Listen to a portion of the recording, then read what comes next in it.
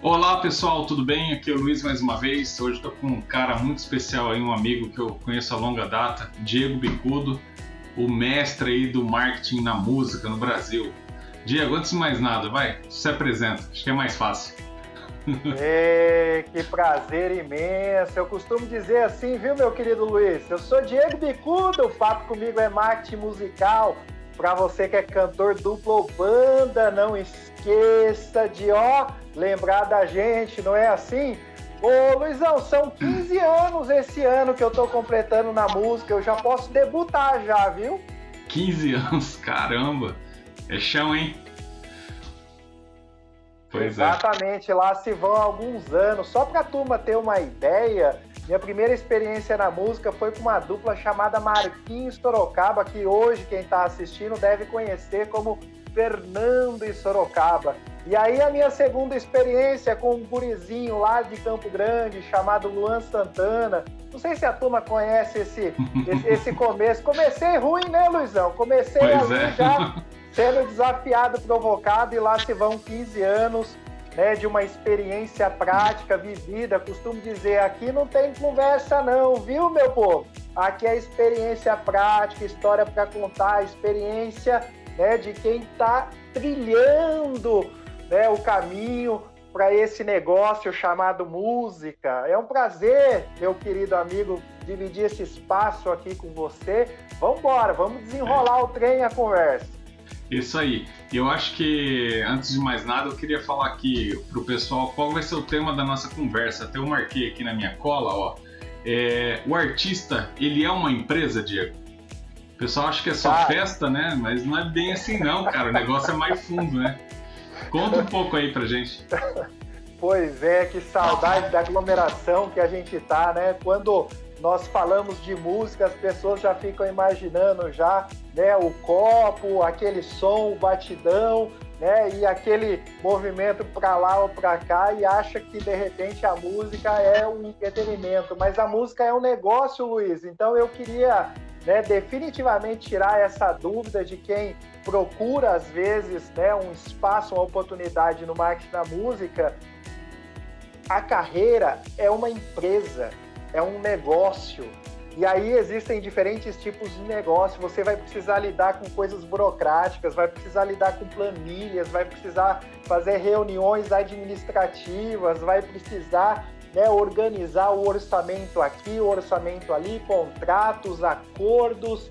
E isso daí faz parte de uma empresa, de um negócio. A não ser que a pessoa pense na música, Luiz, como hobby, porque se ela pensa a música como um hobby, ela não trata como negócio. E a música, para quem quer ter resultado, para quem quer pagar os boletos, para quem quer, né, se arrastar aí pelas estradas no Brasil, é uma empresa com CNPJ, e pode começar simplesinho, Luiz. Pode começar como uma MEI, por exemplo. Ele pode ser um microempreendedor individual, do qual ele já pode coletar os seus impostos, ele já pode gerar nota fiscal, por exemplo, para um contratante. Então eu penso, né, quando você faz e inicia com essa pergunta, ele já vai começar de forma profissional, e isso na música vai exigir ainda mais do que no mercado corporativo, que já é um pouco padrão. Assim, independente de qual estilo musical, né? Mas eu sei que o que você mais atende é o sertanejo, né? E o cara quer começar, não basta ele, né, saber tocar muito bem, fazer letra bacana e tal. Em algum momento ele quer tocar para um monte de gente, quer ganhar dinheiro. Qualquer músico quer fazer isso. Ninguém quer ficar fazendo caridade, né? E deixar todo mundo feliz e, né, viver de curtidinhas ali no Instagram, no YouTube e tal. Então ele tem que pensar mesmo, ó, eu vou precisar de algum momento um administrador, vou precisar de um financeiro, vou precisar de gestão, vou precisar de CRM, porque você vai lidar com clientes, né? Clientes que talvez vão contratar o show ali, ou, né, não sei como é que funciona exatamente o mundo da música, mas eu acho que a desorganização aí pode ser também um baita tiro no pé, né? O cara pode ser muito bom, mas essa empresa mal administrada pode ser um problemão, né, Diego? Exatamente, você já deu sinais daquilo que de fato pode estragar uma boa negociação. Para você ter uma ideia, Luiz, como é que funciona isso, existe a experiência do palco hoje, que é a melhor remuneração para quem lida com a música. Uhum. Por exemplo, se ele vai construir relação com os meios, né, que nós chamamos municipais, estaduais e a União, que são as chamadas prefeituras, né, os governos, se ele não estiver, né, com essas etapas resolvidas, né, a etapa contábil, a etapa fiscal, né, a parte contratual, ele já vai cortar praticamente essa relação que ele pode criar no chamado governo, né? Puxa, eu posso fazer de repente um show em uma praça pública, posso fazer um padroeiro numa determinada cidade, um aniversário de uma cidade. Então essas relações que acontecem com o setor,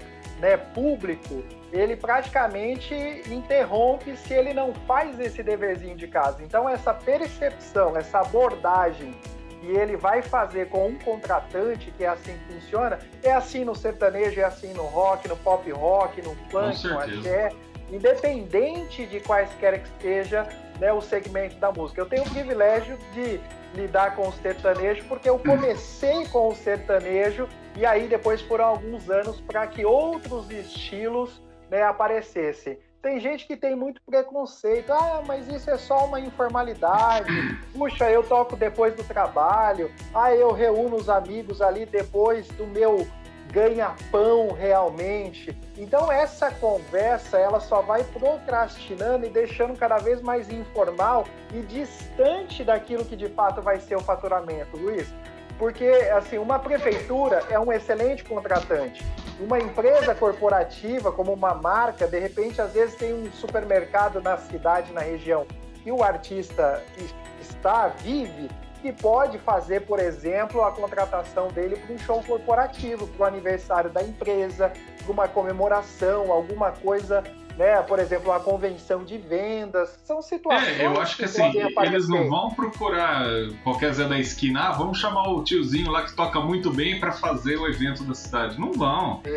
Isso daí é documentado, exige nota fiscal, tem todas essas questões, né? Exatamente. E o artista que está preparado com esses detalhes, ele pode até usar como um argumento na hora de iniciar a prospecção ou na hora de iniciar e dar continuidade ao atendimento.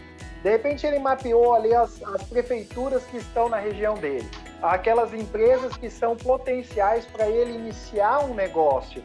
E na abordagem dele, Luiz, ele já pode dizer o seguinte: olha, o nosso projeto, né, a carreira solo, o cantor solo, a dupla, a banda, nós temos, né, um contrato social, nós temos um CNPJ para que você possa ter tranquilidade ao contratar o nosso trabalho. Olha só a postura extremamente profissional, e isso daí é um gigante do diferencial, porque falando de música, repertório, show, equipamento, essas coisas, né, é um pouco comum isso, não é assim o diferencial. Olha, eu vou levar 10 lâmpadas a mais aqui, 10 luzes a mais. Não, e esses são detalhes que depois você pode argumentar. Agora, o fato de você já ter uma postura profissional, né, e você organizar, já faz uma diferença gigante. Na hora de contratar, com certeza isso aí vai pesar muito, né?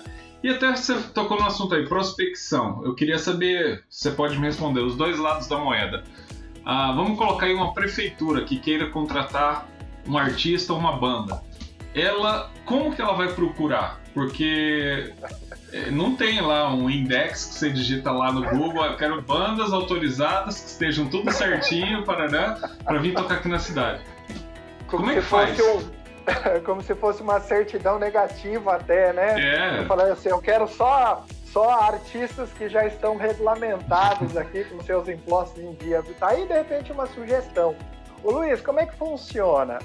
Nós temos duas diferentes abordagens dentro da música, e isso vai determinar muito o orçamento, o chamado cachê. O cachê que vai ser, de fato, oferecido ou vai ser, de repente, né, pesquisado. Só para você ter uma ideia, existem aqueles prefeitos, e aí, às vezes, o secretário de cultura, né, ou de turismo daquela região, que ele vai dizer o seguinte, ele vai fazer um edital para aquela determinada festa com um cachê até X mil reais. Por exemplo, 40 mil, 60 mil, 70, 80, 200 mil. Enfim, depende um pouco da capacidade também que aquela cidade ou aquela prefeitura tem para essa finalidade. Até porque uma contratação de um artista, ela movimenta um setor muito grande, que é o entretenimento da cidade, desde a rede hoteleira, desde o tiozinho que vende a pipoca, o guaraná, o refrigerante, a cerveja, enfim, então movimenta a economia. Aí o que acontece? Ele pode abrir um edital e aí as empresas, né, os artistas ali, as empresas, eles vão manifestar um interesse de fazer parte daquele edital e aí vão precisar apresentar o seu chamado portfólio, né? Nós chamamos de material de vendas, para você ter uma ideia. Claro. Porque a prefeitura precisa saber qual é a estrutura que ele possui, se ele possui realmente experiência com outras prefeituras, isso ajuda. Então, de repente, o artista pode colocar depoimentos de outros prefeitos que já tiveram a experiência. Não tem uma regra muito fixa, né? Não tem, porque assim, quando o edital acontece, existe já um limite do cachê. Então já existe assim, o limite disso. Então não tem uma margem de negociação. É claro que pode ter uns atrativos a mais aqui ou ali, mas isso depende de cada edital. Agora, do contrário, quando acontece o contrário, por exemplo, né, que a prefeitura ela está buscando, ela está, né, de repente, né, dando aquela pesquisada, normalmente a prefeitura gosta daqueles artistas que têm audiência. E o que eles têm feito nos tempos atuais? Eles vão naqueles chamados charts, que a gente conhecia antigamente como as paradas de sucesso. Quais são os artistas que estão nos charts, por exemplo, do Spotify? Quais são os artistas que estão na lista dentro do YouTube? Termômetro, né? Das paradas musicais. E ali ele tem um termômetro. Ali ele percebe assim, o que será que as pessoas estão ouvindo? Existem algumas playlists, para você ter uma ideia, que são playlists de performance, que são playlists que dizem o seguinte: olha, essas são as 50 músicas mais executadas neste momento no Brasil. E aí o Spotify tem isso, o Deezer tem isso, existem monitoramentos de rádios que tem isso, mas as prefeituras em si, Luiz, elas gostam muito daquelas músicas e artistas que estão no rádio. Acredite nisso. Porque na percepção dela é o seguinte, não é todo mundo que está no Spotify, no Deezer, no Apple Music. Isso é uma coisa muito recente, Luiz. O Spotify chegou no Brasil em maio de 2014. Então nós não temos aí 6 anos de Spotify ainda. Então você imagina o quanto o rádio ano passado fez 100 anos. Então o que acontece? O prefeito, ele tá lá no rádio e aí ele pergunta assim, escuta, quem é que canta isso aqui? Eu falo, essa dupla aqui é Zé Neto e Cristiano, por exemplo, que é uma dupla, né, queridinha aí das prefeituras. E como é que faz para a gente trazer essa dupla para cá? E aí existe, né, uma aproximação, uma abordagem que daí é fora do edital. Mas aí, para as pessoas receberem essa sondagem, essa cotação, elas precisam, é uma frase que eu gosto de dizer, primeiro ser alguém em algum lugar, né, Luiz? Porque ela precisa gerar audiência, ela precisa ter um certo reconhecimento, porque o prefeito entende o seguinte, se ele traz um artista bom e a festa tá boa, bom para a popularidade dele, bom para aquele desfecho, né? Principalmente em ano de reeleição, eleição, viu? Pois é. Eu até estava tentando procurar aqui rápido, mas eu não vou aprofundar nisso. Quantos usuários tem do Spotify no Brasil? Mas não estou achando fácil esses dados aqui. Mas a gente sabe... Não chega, mas nós temos números da plataforma que ela chegou a 200 milhões de pagantes. Chegou a 200 milhões de no Brasil? Pagantes. Não, no mundo. Então, é muito pouco. No mundo. Se você pegar isso aí, é só a população do Brasil, né? E se for ver, é pouco em relação ao mundo inteiro. E se você pensar, né, no Brasil, a desigualdade que a gente tem aí de acesso à internet, tem gente que não tem nem 4G, não tem Wi-Fi, não tem nada, né? Luiz, o cara, ele precisa ir em algum lugar para ter acesso à internet, ele não tem em casa, e isso é muita gente. Ó, para você ter uma ideia, na música, falando de plataformas, Spotify, Apple Music, Deezer, Tidal, Napster e companhia, a gente não tem ainda 10% de share de mercado. Pois é. Só para você ter uma ideia. Por isso o poder da rádio, né? E é um dos que mais geram hoje algum tipo de receita para o artista, que é a receita dos royalties. Mas nós não temos 10%. Na última convenção que eu participei de um evento chamado Trends Conference, que falava exatamente disso daí, e ele dizia o seguinte: gente, vocês acham que a coisa já está acontecendo, né? E eu vou dizer para vocês, a gente não tem 10% ainda de share de mercado. Então, quase engatinhando. Quase engatinhando. As rádios são muito poderosas, então o artista, às vezes, é que o artista ele tem vaidade, né, Luiz? Diferente das marcas, dos serviços e produtos, você que está nos acompanhando aí, você lida com serviços, você lida com produtos, a música é um pouquinho diferente porque você não tem uma conversão.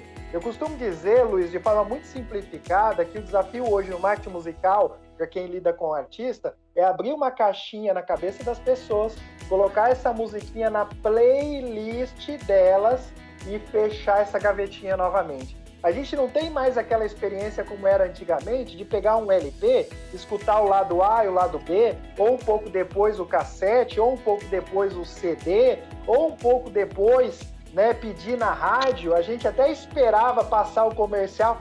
Luiz, a gente pulava o comercial na rádio, não é? Na toca-fita? A gente pulava o comercial na rádio. Quem não sabe o que é isso aqui, ó? Rebobina a porra da fita lá, o braço doendo, pra ouvir de novo. Rodando até voltar, exatamente. Então, essa experiência, a gente já fazia playlist quando a gente gravava aquelas músicas que nós gostávamos na rádio, sem os comerciais, sem aquela fala do locutor. E essa experiência nos tempos atuais é muito mais vibrante, porque você pode começar uma playlist, né, na primeira hora ali, no início da sua manhã, com algumas músicas mais relaxantes, de hora de acordar, uma coisa meio Victor Clay, meio Kel Smith, enfim, etc. De repente, você, né, o cara que vai para academia, ele já começa a puxar uma linha mais de movimento, uma coisa, ele chega até a pegar, sei lá, talvez um AC/DC, uma coisa mais rock and roll, de energia, porque ele sabe que vai queimar ali na academia. Depois, na hora do almoço, ele já vai e coloca um Seu Jorge ali, né, uma música do Zeca Pagodinho, enfim. Quer dizer, Luiz, é a mesma pessoa, cara. Você acredita nisso? Né? E não dá pra gente dizer se é uma pessoa que tem um cabelo grande ou curto, se ela tem tatuagem ou não, que time que ela torce, porque hoje o mercado da música é tão eclético que a gente hoje consegue fazer uma segmentação, a gente que lida com o digital, com as estratégias, a gente consegue fazer uma segmentação tão refinada, tão organizada, tão segmentada, que assim, de fato, a gente vai encontrar pessoas que se identificaram com a música. Exatamente. Só que tem uma premissa disso tudo. Se a música for boa, ajuda também, viu, Luiz? Porque música ruim continua igualzinho daquele tempo, sabe? A gente até batia na vitrola, assim, pra pular. Chuta que é uma tumba. E até falando aí, é que você falou tanta coisa, eu tinha umas ideias, umas perguntas na cabeça que eu vou tentar lembrar alguma coisa. Por exemplo, o mundo do marketing digital, ele é extremamente importante, mas ele vem também, tem tudo a ver com o que a gente acabou de falar do Spotify. O mundo não é só marketing digital, gente. Existe um marketing mesmo, né? Você tem que lembrar que você tem que estudar psicologia, comportamento de usuário, entendeu? É um monte de outras coisas além do digital. O digital, ele completa algo muito maior, né? E as pessoas acham que é só Instagram, Google e Facebook e pronto. Vou bombar e vender milhões. Não é, gente. Pois não é, cara. Desde a arte que vai aparecer na desde a arte que vai aparecer na miniatura ali da sua Spotify, na capa do seu álbum virtual, né, Diego?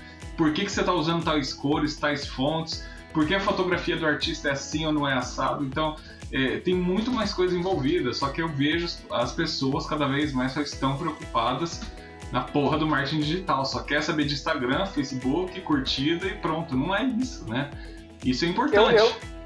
Eu costumo até dizer que isso daí são métricas de vaidade, né? É o chamado marketing de vaidade, não é o marketing digital, não é o marketing de planejamento, né? Aquele de cronograma, aquele de estratégia, não, isso é o marketing de vaidade. Ego marketing. Quando eu vejo o artista, que a primeira pergunta que ele diz para mim é assim, Luiz, ele chega, ô, seu Diego, tudo bem? Eu falo, tudo bem. Ele falou assim, escuta, como é que faz para mim aumentar meus seguidores? Nossa. Então, assim, o erro está na pergunta, está naquele entendimento que é o seguinte, puxa, peraí, eu tenho poucos seguidores, então se eu tiver mais seguidores, pode ser que eu chegue em algum lugar. E isso está totalmente equivocado dentro da música. Eu costumo dizer que esse negócio de aumentar seguidores só dava certo quando você cutucava o cacho de marimbondo, né? Quando a gente era moleque, cutucava com cabo de vassoura o cacho de marimbondo, aí você ganhava realmente seguidores e você tinha que correr, aí arrebentava o Havaiana, enfim. A gente vai falando essas coisas, vai entregando a idade que a gente tem, né? Então, eu não falei nada. É dizer para você, né, que está nos acompanhando, o que o Luiz disse aqui é muito importante, porque existe um trabalho de posicionamento, de presença digital. Eu gosto de dividir, antes, né, quando a gente pensa em negócio, numa pizza. E eu vou dividir aqui, vou compartilhar com você, Luiz. Eu gosto de dividir numa pizza, quando a gente fala de música e a gente fala de negócio na música. Um quarto dela, 25%, na minha percepção, está relacionado diretamente às finanças. Então, assim, não adianta. Isso é um negócio, a gente precisa de um dinheiro para fazer isso, para fazer aquilo. Agora, qual é o tamanho desse orçamento que nós temos? Isso é uma conversa que daria um outro papo como esse daqui. Vamos marcar mais. Entrar em detalhes, né? Mas as finanças são importantes, porque você vai precisar, por exemplo, se você vai cortar o cabelo, vai existir um investimento. Se você vai trocar o seu figurino, a roupa que o Luiz comentava ali, vai precisar ter um investimento, um parceiro, e a gente precisa entender que nós temos duas moedas. Uma moeda é o dinheiro e a outra moeda é o tempo. Se a gente não tem muito dinheiro, a gente precisa arrumar um tempo para buscar um parceiro, para fazer, de repente, né, um negócio com uma loja. Olha, eu preciso de umas calças aqui para fazer o meu trabalho, eu preciso de umas camisetas, e eu vou expor, por exemplo, a sua marca dentro das minhas mídias sociais durante um período enquanto nós tivermos essa parceria. Está confortável para você? É uma situação aqui prática de como pode ser colocado isso. Os outros 25%, Luiz, estão relacionados às pessoas que fazem parte daquele aglomerado. Porque o artista, tem um amigo, tem um primo, tem um vizinho, tem um pai, tem a mãe, tem um empresário, o investidor, tem um hold, tem um parceiro, tem o musicista, né, que faz parte da banda. Então ele precisa ter essa organização com as pessoas, porque as pessoas que param o tempo delas para poder ajudar no projeto, para que o projeto dê certo, ela espera alguma coisa, Luiz. Talvez assim, no começo você possa pagar, remunerar essa turma, levando na sua casa e sua mãe fazendo, né, uma janta para todo mundo, né? Num domingão ali você compra ali uma costela a fogo de chão e faz aquela costelada para todo mundo. Só que vai chegar uma hora, né, que os boletos de água e de luz dessas pessoas vão vencer e elas vão ter uma expectativa em relação a isso tudo. A outra parte, né, chegando em 75%, está relacionada às vendas. A gente precisa ter argumentos de vendas, posicionamento de vendas. Hoje, quando as pessoas, né, vão conhecer o seu produto, elas vão conhecer o quê? A sua foto sem camisa, né, que você está lá mostrando a língua, ou jogando cerveja, ou com brincadeirinha, com coisinha engraçadinha. Então, isso vai refletir também na venda, né, como profissional, como um projeto, uma banda, um cantor, um artista. Então, 25% está ali. E aí, Luiz, eu deixo esses 25 finais aqui para o marketing, né? Porque a soma desses, né, um quarto de cada um desses setores que eu compartilhei com você, eles precisam caminhar juntos, porque é isso que vai dar, de fato, o corpo do projeto. Então, finanças, né, pessoas, vendas e marketing. E aí o grande problema quando acontecem crises como essa que nós estamos vivendo Qual que você acha que é a primeira fatia que vai pro saco, Luiz? São os 4 pilares que tem que andar junto, né? Corta o marketing, né? A primeira coisa que eles fazem, né? Porque na cabeça deles, você fazer a divulgação é gasto. Só que na realidade, Luiz, é investimento. Porque como que as pessoas vão conhecer você se você não está promovendo, né, o seu trabalho, né, a sua música? É claro que no começo a relação às vezes é muito fria, né? Você não criou ainda uma conexão. Mas a gente sabe que todo seguidor dentro da música, ele pode se transformar num fã. Ele pode adquirir ali, quem sabe, né, um ingresso no seu próximo show. Ele pode adquirir produtos que você pode comercializar. Às vezes é uma fivela, uma bota, um chapéu, uma camiseta, é uma bandana, é um relógio. Então essas características, no começo da nossa conversa que você dizia, Diego, a música é um negócio, é uma empresa. Ela deve ser, porque ela vai ter e precisa gerar faturamento, ela precisa ter recebimento, Luiz. Porque se o artista não tratar dessa maneira, vai ser hobby. E hobby a gente faz no final de semana sem esperar remuneração, né? A gente vai lá, curte e vida que segue. É bem isso. E falando um pouco aí da parte do marketing em especial, que eu vi, né, você falou, são 4 pilares que tem que andar junto, claro. Mas falando especificamente do marketing, explica um pouquinho pra gente aí, pra tirar curiosidade, como que é uma campanha típica de um artista, assim, já que tá estourado. Então, muita gente acha, esse cara não precisa mais divulgar, ele já é famoso e tal. Mas caramba, se a Coca-Cola faz anúncio na TV até hoje, eu acho que não deve ser muito diferente, né? Como que é uma campanha típica de um artista, esquecendo a época de Covid que a gente está agora? Que ele tem que fazer, onde ele tem que estar presente, fotografia, tudo? Eu tenho uma experiência muito legal, até vou deixar registrado aqui para as pessoas que chegaram até aqui, elas merecem alguma coisa, né, a mais e especial dessa nossa conversa aqui. Luiz, ao longo desses anos, dessa experiência, eu criei uma metodologia, um trabalho que nós batizamos, né, de Trilha do Cantor. A Trilha do Cantor é um passo a passo que nós organizamos 20 etapas que compõem esse processo de lançamento. Então eu vou fazer uma degustação aqui, já que você perguntou, não vou deixar a turma na mão.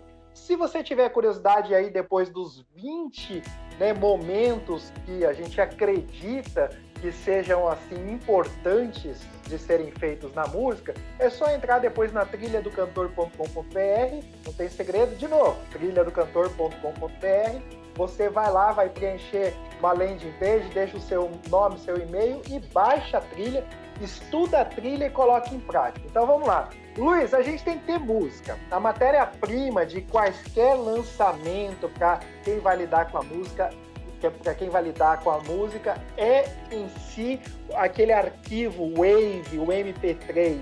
Essa é a matéria-prima. Agora, não precisa ser especificamente uma música autoral também, né? Tem muito artista que fala, puxa, mas eu não tenho uma autoral ainda. E aí a gente pode, né, vou fazer já essa, digamos assim, essa injeção de ânimo, porque às vezes tem muita gente talentosa que fala assim, mas eu não sou compositor.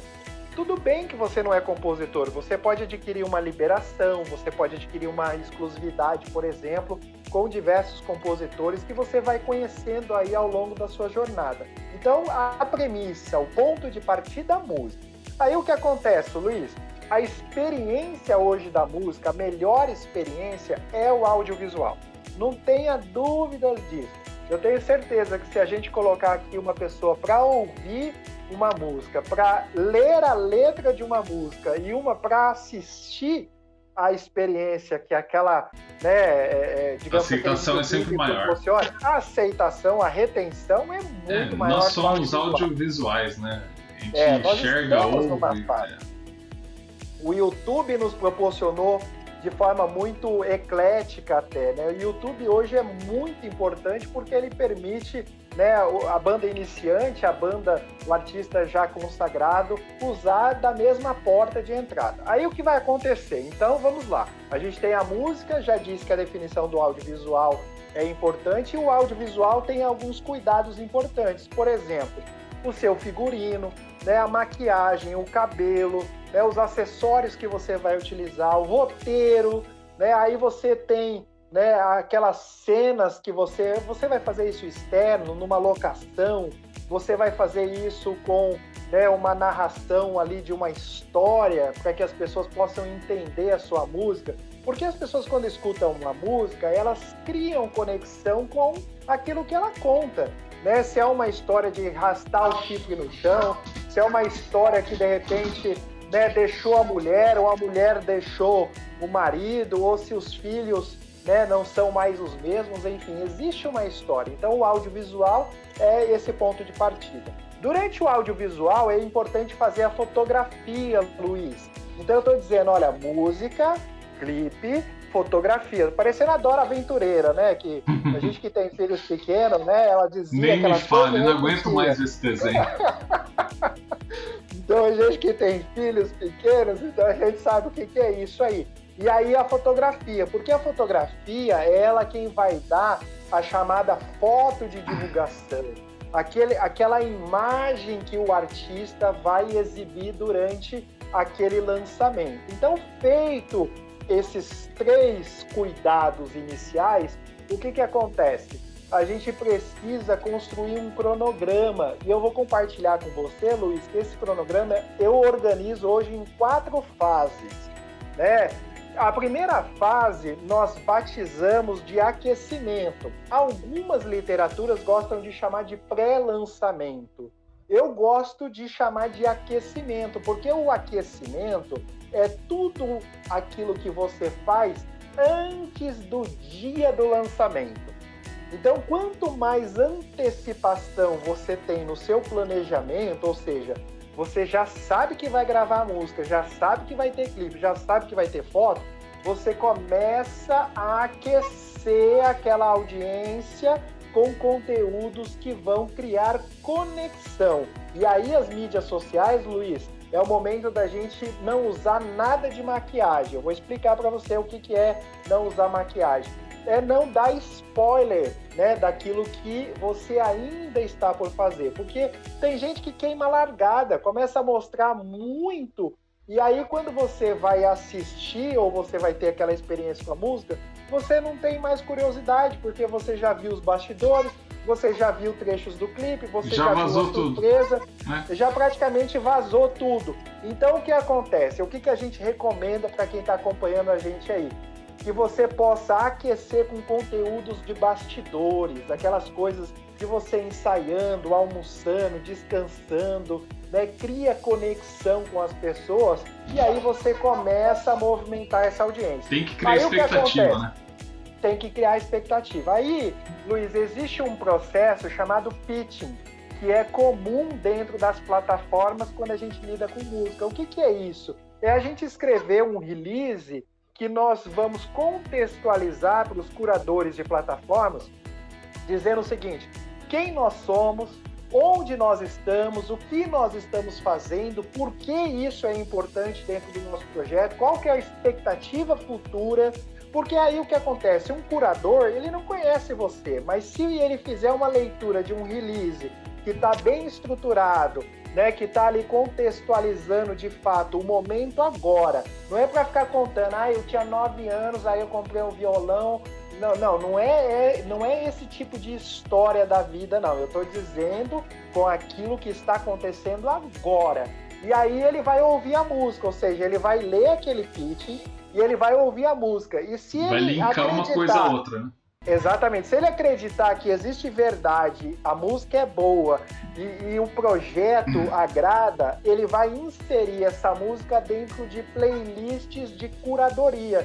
Ou seja, Luiz, é como se os editores estivessem chancelando aquele lançamento. E aí o que acontece? O artista, quando faz isso com antecipação, não é aquele artista queima largada, aquele artista que pega a música pronta e fica mandando no grupo de WhatsApp, aquele que fica mandando pro grupo de família. Gente, divulgação e lançamento, né, com estratégia de marketing, não é ficar mandando em grupo de WhatsApp, porque quando você manda em grupo de WhatsApp, quando você mandar o link do YouTube, o link do Spotify, sabe o que ele vai fazer? Ele vai fazer assim: eu já ouvi essa música. E provavelmente o que você recebeu no WhatsApp estava uma qualidade ruim, não era o arquivo final, ficou uma bosta e acabou piorando ainda, né? Ou seja, experiência ruim, feedback ruim, números ruins. Ou e seja, aí o que acontece? Ou seja, igual uma empresa, planejamento, estratégia, campanha, sensação de urgência, expectativa e um bom produto. Só troca algumas palavras, é o mundo da música. Cara, tem que levar a sério. A mesma coisa.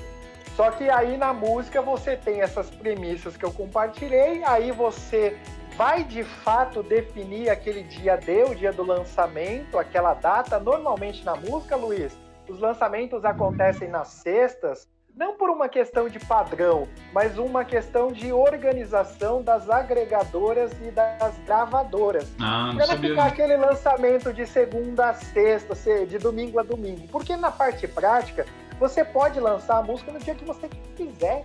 Né? Você faz o upload no YouTube, se você quiser às 8 da noite, às 8 da manhã, meio-dia, meia-noite, não interessa, você tem autonomia para fazer isso. Só que imagine você fazendo parte de uma equipe, de uma gravadora, de uma agregadora, e aí começa a chegar demanda para você lançar na segunda, na terça, na quarta, na quinta, na sexta, no sábado. Você fica com a sua agenda, com a sua to-do list ali desorganizada, né? Você não sabe se almoça, se janta, se tomou café. E aí eles organizaram o seguinte: olha, os lançamentos nós vamos fazer na sexta. Porque entende que a sexta pega o final de semana e é de fato onde movimenta os shows, os espetáculos daquilo que envolve a música. E aí, passado o lançamento, Luiz, aí a gente vai para as campanhas, por exemplo, de tráfego, né? Porque existe um esforço que precisa ser feito. Eu costumo dizer o seguinte: a divulgação tem a ver com alcance. Então, quem nunca ouviu falar do seu trabalho, a primeira vez sempre vai ter uma experiência inédita. E você pode chamar a atenção, por exemplo, com um trecho da música, com uma fotografia que você fez bem feita, com a letra, né, com o cenário, com, de repente, né, uma gravação personalizada que você fez para aquela audiência, e você começa a segmentar. Para você ter ideia, Luiz, a gente pode fazer campanhas pagas, e você sabe disso, por exemplo. E aí, pessoal de São Paulo, eu sou o Diego Bicudo e tal, etc. E aí você direciona isso só para quem está em São Paulo. Quando você for fazer para o Rio, você faz da mesma maneira. Só que às vezes o artista, Luiz, ele tem preguiça. Ele fala assim, olha, eu vou gravar um só, e aí você faz aí a divulgação pro Brasil todo. E aí quando a gente pensa o Brasil todo, a gente pensa em 27 estados da federação, e aí o orçamento dele, porque a divulgação paga, depende de orçamento. E aí o orçamento dele começa a ficar limitado. E sempre que é milagre, assim, né? Eu quero bombar no Brasil inteiro. Tá, mas quanto que você vai investir? Cara, isso, exatamente. E essa pergunta na nossa área da música, parece que eu estou fazendo um assalto, Luiz. Eu pergunto quanto você quer investir.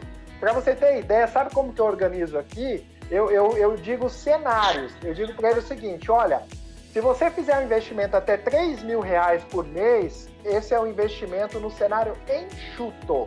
É um cenário enxutinho. Ou seja, eu estou dizendo para ele, olha, até R$100 por dia, se você fizer um investimento, né, no seu projeto, é enxuto. Luiz, se a gente pede 2 pizzas hoje, dá mais de R$100, Luiz. Se a gente vai num restaurante, né, com a família aí, um restaurante para comidinha básica, leva a família e os filhos, dá mais de R$100. Você apertou ali o iFood, ó, a gente fazendo merchan do iFood, depois eu vou cobrar. Apertou ali é 100, 150, facinho. Exatamente. Se tiver 5 filhos, então, vixe Maria. Exatamente. Então eu digo para ele o seguinte, olha, até R$100 é um cenário enxuto. E aí eu digo para ele, olha, a partir de R$3.000 até R$12.000, por exemplo, e aí eu estou quadriplicando 4 vezes mais o investimento anterior, é um cenário conservador. É dizer para o artista o seguinte, escuta, você acredita nessa música? Você está preparado, né, para que as pessoas conheçam e as pessoas possam criar conexão com você? E aí a gente cria um determinado período de pós-lançamento, que é depois da data. Em alguns lugares, Luiz, gostam de trabalhar 3 meses, 4 meses, alguns lugares gostam de trabalhar 60 dias, 2 meses. Então isso vai muito do perfil e disponibilidade de orçamento. E aí, Luiz, o que acontece? Na hora que a gente começa a trabalhar com essa música, a gente já começa a encostar a próxima.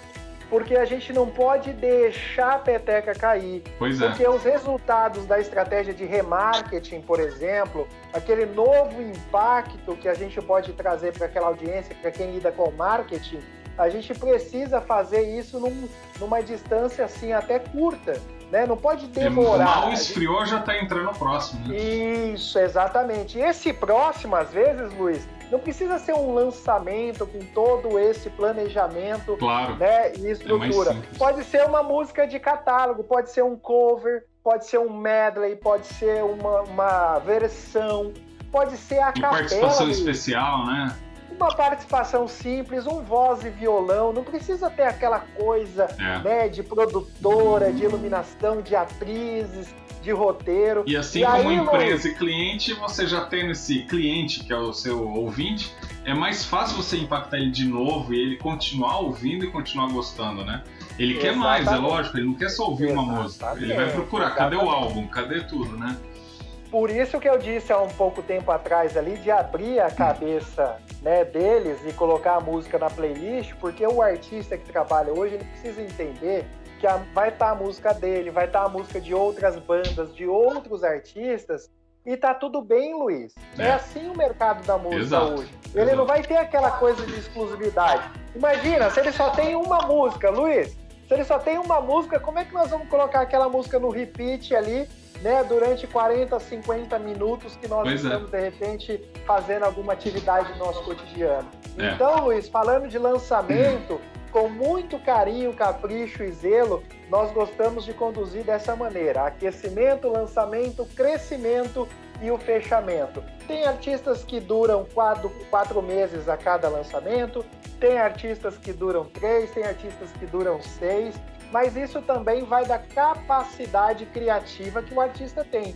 Se o artista ele tem uma desenvoltura de soltar música e assim, caprichar no catálogo que ele possui ali de vídeos, né, de conteúdos. Hoje o YouTube não chama mais de vídeo, né? O YouTube chama de conteúdos. Sim. Então, se ele tem aquela capacidade de alimentar os conteúdos, ele vai prosperar. Só para deixar uma degustação para a turma, o Samuel Rosa, a turma deve conhecer o Samuel Rosa do Skank, ele começou a fazer uma espécie de uma websérie dentro do YouTube dele, muito legal, e ele conta como ele fez algumas músicas que eu tenho certeza que já fizeram parte aí, né, do nosso cotidiano, das nossas playlists. Não é um lançamento, Luiz, não é um lançamento, não é uma novidade, mas é um tipo de conteúdo que fez, de repente, aquela admiração daquele seguidor, daquele inscrito, se tornar de fato um fã, no caso do Samuel Rosa, do Skank, pode ser, de repente, da banda que está acompanhando a nossa conversa aqui. Pois é bem isso mesmo. E, Diego, assim, e como é que tá assim, o mundo da música em relação ao Covid? Porque não tem mais show. A gente vê um monte de live para lá e para cá. Algumas são pagas. Esses dias eu recebi um anúncio aqui, achei legal, né, a oportunidade, mas não era uma live do Pearl Jam. Você poderia assistir um show que foi de 3, 4 anos atrás, que eles editaram, fizeram um monte de coisa e tal, mas não é uma live. Ou seja, parece que está formando aí vários formatos de mercado, né? Vários formatos de voltar a ganhar dinheiro com a música, né? O que está acontecendo? Luiz, eu confesso para você que nesses 15 anos da música, essa pandemia, ela parece que foi... Acho que você lembra quando a gente jogava aqueles joguinhos de tiro, parece que foi um headshot, sabe? Parece que foi um tiro certeiro assim no meio da cabeça. Né? Porque o que acontece, Luiz? O artista hoje ele tem algumas maneiras de ser remunerado pelo aquilo que ele faz. Ele pode ser remunerado, por exemplo, com direitos autorais, pela obra, pelo fonograma. Ele pode receber royalties de execução pública ou reproduções nas plataformas. Ele pode, por exemplo, usar a imagem dele para campanhas publicitárias, para merchandising, para outras ações, né, dependendo da audiência dele. Ele pode comercializar produtos, né, por exemplo, que podem gerar alguma receita para ele. Ele pode escrever composições e vender essas composições que podem gerar alguma receita. Só que, Luiz, mais de 90%, 95%, né, dos profissionais que estão ligados à música, eles dependem do palco, da performance de palco, ou seja, você vem aqui, sobe no palco, entretém durante 2, 3 horas ou mais, né, essa minha audiência local, regional, num festival, não importa o tamanho, e aí você vai receber o seu cachê e você vai para casa, vai pagar os músicos e assim vida que segue, e assim que nós, né, vimos a história da música ser construída. Com a chegada do Covid-19, meu querido, o impacto foi muito rápido, porque, né, aquela justificativa unilateral até de você cancelar o show, ela assustou muito, porque se você não tem o público, não tem audiência, você não tem a bilheteria, e aquele custo operacional do contratante, é o cachê do artista, é a estrutura de palco, som, né, desde do camarim, daqueles detalhes de entrada, cara, envolve estacionamento, né, a cerveja, o refrigerante. Segurança, tudo. Segurança é uma coisa gigante que envolve isso. Ele fica assustado porque ele não sente o retorno, ele não tem segurança de que, né, os ingressos vão ser comercializados. Então, o que acontece? No início da pandemia, ouviu-se falar muito do adiamento.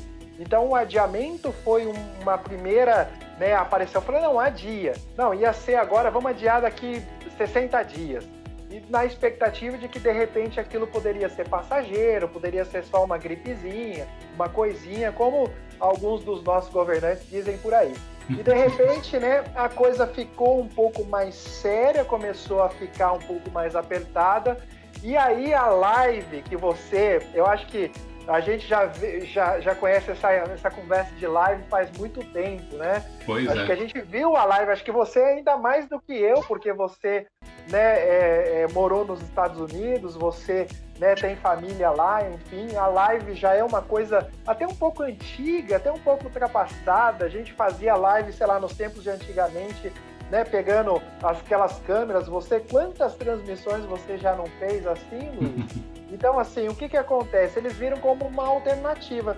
Só que quando eles entraram com isso, né, faltou ler aquelas entrelinhas em relação aos direitos autorais, em relação às liberações para poder ser monetizado, porque o YouTube monetiza. Só que se você coloca um repertório que você não tem autorização para você fazer aquela execução, né, o que vai acontecer? Aquelas remunerações vão ser encaminhadas para os seus respectivos autores, porque você não tem, né, a liberação para fazer aquilo lá. E aí os artistas começaram a fazer o quê? A encher de marcas, né? Então tinha, às vezes você ia começar o cenário... A banda tá lá no fundo, tem um monte de coisa. A banda tá aqui assim, olha lá a banda. Ó, a banda tá aqui na parte de cima, o restante parece aqueles calendários de borracharia de antigamente, que tinha marca de tudo quanto é, né, esse tipo de serviço ou produto, porque você imagina o seguinte, olha, né, eu vou exibir a sua marca durante a sua live, você me dê R$500. E aí o custo operacional de uma live, às vezes 5 mil, 50 mil, dependendo da estrutura, né, a capacidade de cenografia, a quantidade de câmeras, você sabe muito bem disso, as pessoas que estão acompanhando acredito que, né, tem uma noção disso. E aí, cara, a gente viu um certo desespero, né? Cada um começando, fazendo, se virando para poder pagar as contas. E aí os artistas da música sertaneja, eles aumentaram muito a régua. Eles começaram a fazer lives com um monte de câmera, com drone, com um cenário muito elitizado, uma estrutura que, assim, saiu daquele ambiente casual, né? E que custa. E aí distanciou, começou a ficar caro isso daí. E aí o que acontece? A gente teve uma primeira onda de lives, né? Aquela disputa, lembra da vaidade? Ai, quantos milhões de pessoas acompanharam minha live? Quantas milhões de pessoas? Porque assim, eu fico imaginando, pessoa que nunca foi num show, por exemplo, da Marília Mendonça, do Jorge Mateus, do Zé Neto Cristiano, do Fernando Sorocaba, cara, é uma experiência incrível. É uma experiência incrível, porque você vai ter uma experiência de um show. Só que, Luiz, depois que você vê o primeiro, por que você vai ver o segundo? Por que você vai ver a terceira vez? você vai cantar a mesma música. Eu acho que até perde um pouco a graça, porque até aquelas piadas que de repente você, né, quando você está num evento presencial, você ia rir mais. Por quê? Você está bebendo, você está paquerando, você está com seus amigos, né? Você tá com, é outro clima, né? Totalmente diferente. É outro clima. Ali o cara tá de pijama em casa, com os pés pra cima de pantufona lá e assistindo a live. Sabe aquela coisa sozinho ali, ele levanta a mão, tá com chinelão de dedo. Cara, isso não é um entretenimento. Então essa experiência, ela durou um tempo, né? Alguns até transformaram isso, monetizaram, puderam, de repente, né, honrar os seus compromissos com as suas equipes. Mas isso teve uma primeira onda ali, viu, Luiz? E aí esses formatos, como você falou do Pearl Jam, por exemplo, são alguns formatos que eu não sei se isso, de repente, representa alguma coisa no Brasil. Porque o brasileiro, cara, ele é aquele único no mundo, talvez um dos poucos, que ele reclama da propaganda, mas ele não quer pagar para não ter a propaganda. Entende isso? Ou seja, ele quer o conteúdo on demand, ele quer o conteúdo em live, ele quer o conteúdo de qualidade HD, né, Full HD e outras 4K, mas ele não quer propaganda. Ele exige, mas não quer pagar nada. Cara! Como assim tem que pagar? Porra, cara, isso é uma coisa assim da nossa cultura que tá um pouco enraizada, que as pessoas assim não entenderam que você pode. É por isso que a pirataria corre solta nesse país, né? Pois é, cara. Eu acho que, sei lá, quando era época de CD, né? Vamos falar um pouco pra trás. Hoje em dia não tem nem onde tocar CD. No carro não tem, no computador não tem, na sala não tem. Mas enfim, naquela época, eu acho que enquanto comprava um CD, eu acho que pirateava 9, né? É a proporção 10:1 que você tá falando aí, que a gente comentava, né? Era 1 original e 9 pirateado, né? E tem artistas até que aceleravam o pirateio, porque na cabeça deles é o seguinte: se a música tava na boca do povo, né? O povo tava cantando, tava colocando no paredão, ia gerar mais trabalho, ia gerar mais oportunidades de shows, de apresentações. Isso. E é assim. Ele não estava tão preocupado com o CD. Isso, a gente viveu esse período aí, né? Então isso aconteceu. Então, assim, o Covid-19, Luiz, ele afetou bastante, porque assim, você tem muita gente competente dentro do chamado, né, guarda-chuva da música, dentro daquele ciclo da música, que é gente assim, é gente que atende sob demanda, né? Porque, por exemplo, às vezes você tem um produtor, né, de palco, às vezes você tem um iluminador, às vezes você tem um engenheiro de áudio, que ele vai atender sob demanda os eventos. Então ele vai fazer um evento para um artista no sábado, outro no domingo, na segunda-feira na outra cidade que é feriado local. E aí ele vai sustentando a família dele, porque ele vai receber de repente 1.000, 2.000, 500. Então se ele pega 10 shows de 500, ele levantou 5.000 e tá tudo certo. Ele manda para a patroa compra o arroz, compra o feijão, mistura, coloca a criança na escola, entendeu? E ele vai tocando a vida, ele vai trabalhando de noite, pagando, né, o almoço de ontem. É assim o mercado da música, cara. Não é aquele glamour que o pessoal vê aí andando de lancha em Angra dos Reis, né? Com é o famoso 1 em 1 milhão, né? Enquanto tem um que estourou, tem um monte. Cara.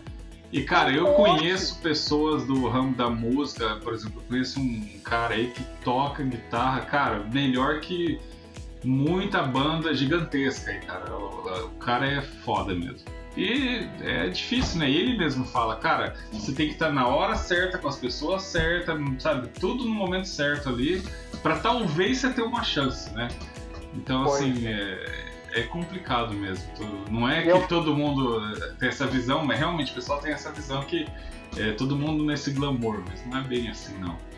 Não é. E até nesse talvez que você disse agora, com a Covid ficou assim, nem o talvez aparece, porque assim, o telefone não toca, o WhatsApp ninguém tá chamando, né? Porque quando eu tava naquele movimento, às vezes você tava lá de boa e falou, cara, pintou uma data aqui, você tem disponibilidade? Aí aquele musicista que tem um instrumento, uma habilidade, ele faz um freela aqui numa banda, faz numa outra banda, num outro grupo, e aí ele junta ali, né, 250, 300, 500, 1.000, dependendo o tempo, o esforço, porque tem musicista que é meio sem vergonha também, sabe?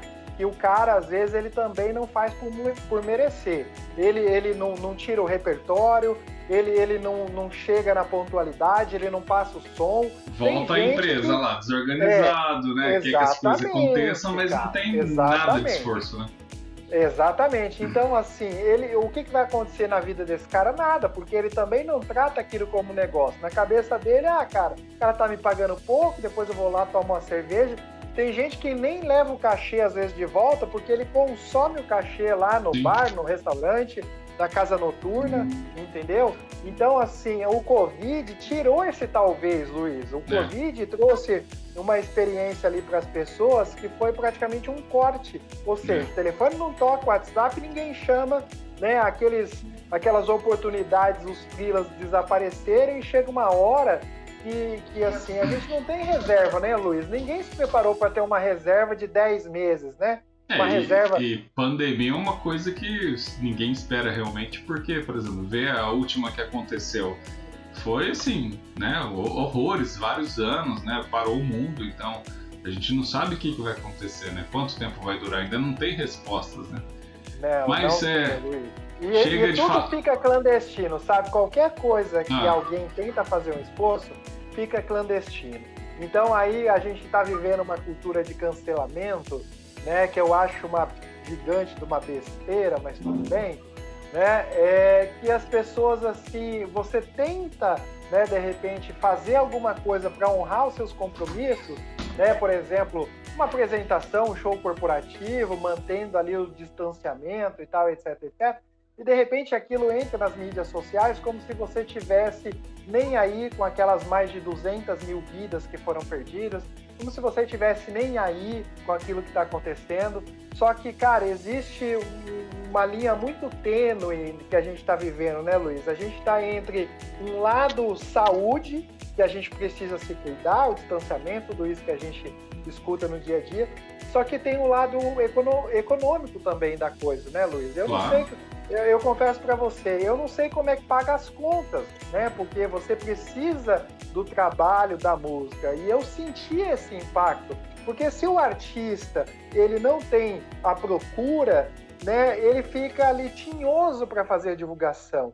E não é todo mundo que fala assim, olha, cara, eu vou continuar a divulgação, porque agora está um momento, né, enquanto uns choram, outros vendem lenço, porque quando tiver a retomada, a minha lembrança do meu nome na cabeça das pessoas, ela vai estar melhor. Por quê? Porque eu continuei alimentando as minhas mídias sociais, porque eu continuei lançando os meus covers, os meus trabalhos mais simples, de produção mais humilde. Não é para você dizer para os outros que você tem dinheiro e que seus boletos estão pagos, mas é para você fazer a manutenção da lembrança, porque marketing é lembrança, não é lembrar a marca na cabeça das pessoas. Como é que as pessoas vão lembrar de você? Né? Como é que as pessoas, no momento da retomada, que seja muito logo, meu querido amigo, você possa ser uma opção muito rápida na prateleira. Olha, cara, tem aquela dupla, tem aquele artista, tem aquela banda, né? Entre em contato. E aí você manteve, né, ali meio que a banho-maria, aquele período de Covid, né? Você tem uma chance de retomada. Mas até porque quando voltar, vai voltar todo mundo querendo fazer a mesma coisa. Então o que vai acontecer? Não vai aparecer nada, vai virar uma zona, né?